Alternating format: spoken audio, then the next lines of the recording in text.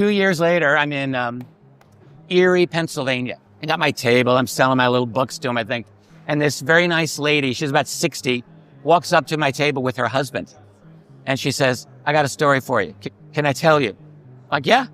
So she says, when I was 15 years old, it would be about 1965, I was in church in Western Pennsylvania in a tiny little town with my mother. And she said, in our town, everyone knew everyone, especially in church. So she's in church.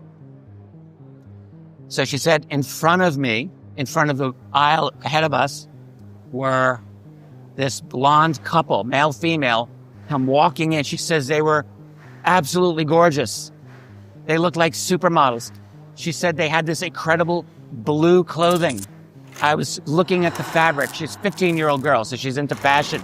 She said, I have never seen such incredible, beautiful clothing. And she's marveling and thinking, why is no one else in this church looking at these two people? She said they stuck out like a sore thumb. It's like, Marilyn Monroe and, Cary Grant. How could you not stare at them? Yeah.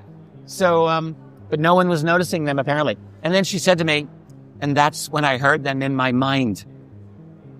And what she heard was one of them thinking to the other, something like, well, we appear to be fitting in pretty well here.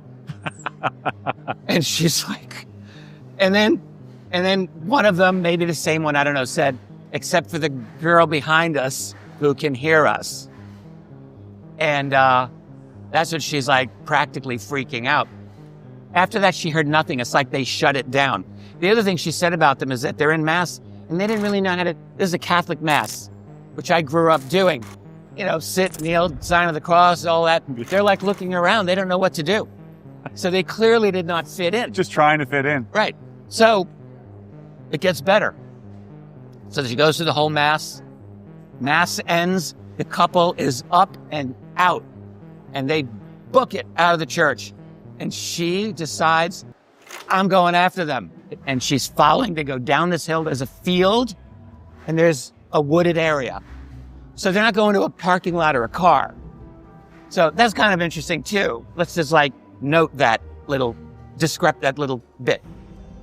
So she's going across the field. She's going down the hill, and then she stops dead in her tracks. She said, then I saw a third person at the entrance of the wooded area.